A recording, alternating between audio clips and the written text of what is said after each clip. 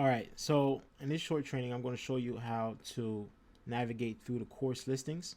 After you had added a course, now you can go to course listings, and this is where you will find all the courses that you have created.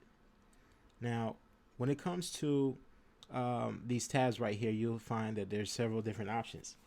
Option one is where you can actually go back and edit the course, where you put the course name, the tagline, course details, of course, a picture, the amount, monthly, um, the name of the professor or professors, tagline, and also you can add the picture here. Once that is done, then you can actually visit where the course is. You get the link, and this is where you would send um, people to go ahead and purchase the course from you. So they will see in sections and curriculum, they'll see everything that is there, and before they actually make the purchase, they will know what they're getting, and then they can actually hit the buy now button and go ahead and make that purchase.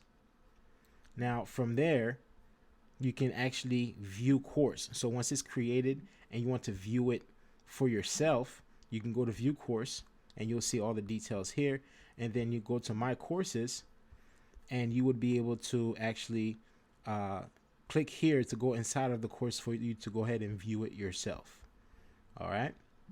So the next is share your course.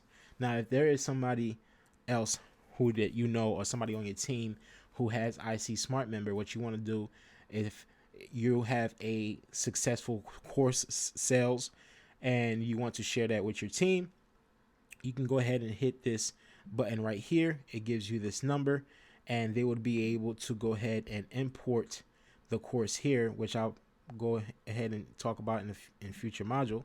From there, you have the announcements.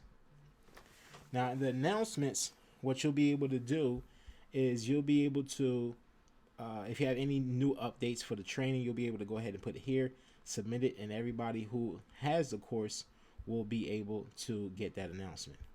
And then obviously there's the delete button, and you can delete the course if you don't like it, and you can add new course content on this button right here. All right, it's that simple. I'll see you on the next module.